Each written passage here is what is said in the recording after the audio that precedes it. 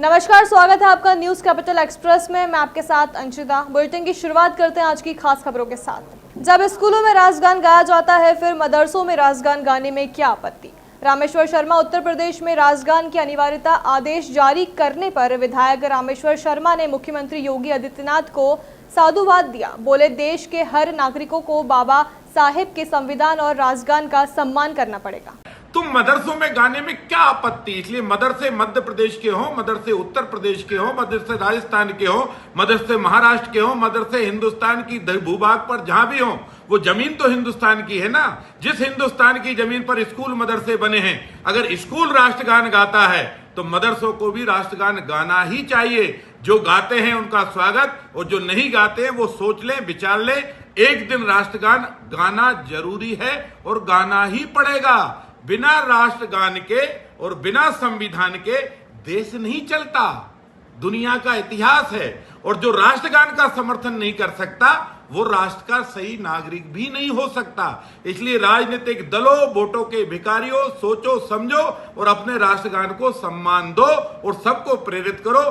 तुम्हारी कूक हिंदू की हो सकती है, तुम्हारी कूक मुसलमान की हो सकती है, पर जमीन हिंदुस्तान की है। जब इस पर पैदा होते से इसका राष्ट्रगान गाओ।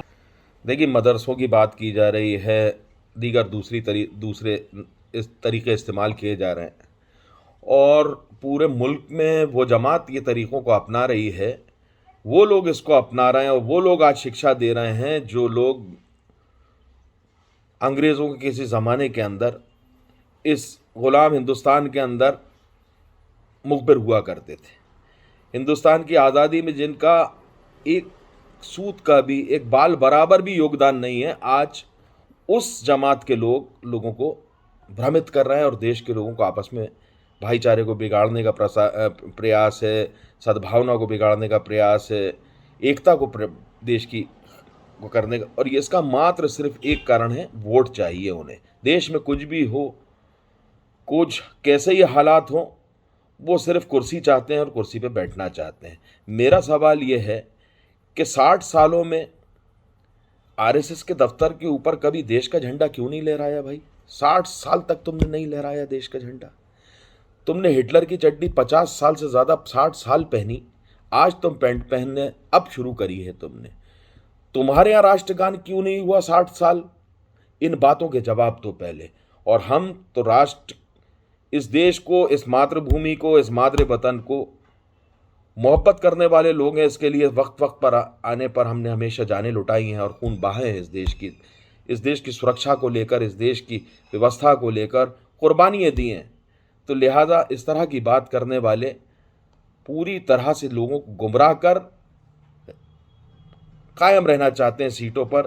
ये खरीद कर बनाई हुई सरकार, गिर कर बनाई हुई सरकार, कहाँ किस हद तक गिरेंगे ये लोग, ये आप अपनी अकल खोल कर आज जनता को देखना होगा।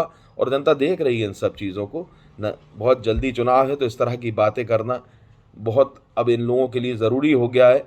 क्यों? क्योंकि पेट्रोल 125 रुपये लीटर इस हिंदुस्तान के 70 साल के इतिहास में नहीं बिका। डीजल 100 रुपये से ऊपर इस हिंदुस्तान के इतिहास में कभी नहीं बिका। खाने का तेल 200 रुपये लीटर बेचकर इस तरह की राष्ट्रवादी बातें सिखाना चाहते हैं। ये सिर्फ गुमराह करना चाहते हैं इस देश